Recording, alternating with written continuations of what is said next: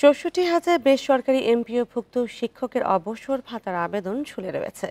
অবসর সুবিধা বোর্ড এবং কল্যাণ ট্রাস্টে ১ বছর ধরে নেই পরিচালনা পর্ষদ। এর ফলে ২০২১ সালের পরের আবেদনগুলো নিষ্পত্তি হচ্ছে না। ব্যাপক ভোগান্তিতে শিক্ষকরা। বান্ডেল থাকলে প্রতি সেনমানিতে টাকা বাঁচবে। বিকাশ সেনমানি বান্ডেল কিনে জিতুন প্রতি লেনদেনে। বেসরকারি এমপিওভুক্ত শিক্ষা প্রতিষ্ঠানের শিক্ষকরা অবসরের পর কল্যাণ ট্রাস্ট এবং অবসর সুবিধা বোর্ড থেকে পেনশন পান। এই টাকা প্রাপ্তি নিয়ে বছরের পর বছর ধরে ভোগান্তিতে পড়ছেন শিক্ষকরা। ৫ আগস্ট গণঅভ্যুত্থানের পর কল্যাণ ট্রাস্ট এবং অবসর সুবিধা বোর্ডের পরিচালনা পর্ষদ ভেঙে দেয়া হয়। ১ বছর পার হলেও সেই পর্ষদ আর গঠন করা হয়নি।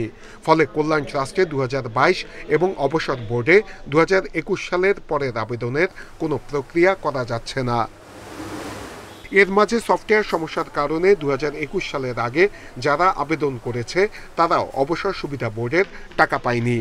এসব জটিলতার কারণে শিক্ষকদের ভোগান্তি আরও বাড়ছে।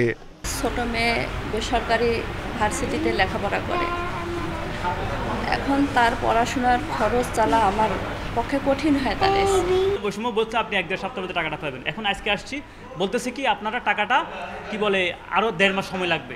নিজের টাকা জমানো টাকা যদি পাইতে যদি ৫ বছর লাগে যায় তো অবশ্যই টাকা পেতে কতদিন লাগবে এটা তা বলা বাহুল্য। কল্যাণ ট্রাস্টের কর্মকর্তারা বলছেন ২০২২ সালের আগের আবেদনে টাকা দেয়া হচ্ছে। এখন চিন্তা ভাবনা করছেন মন্ত্রণালয়ে আমরা আমাদের কতটি পেন্ডিং আবেদন আছে এবং কত টাকা লাগবে এই ধরনের একটা চিঠি আমরা মন্ত্রণালয়ে দিয়েছি।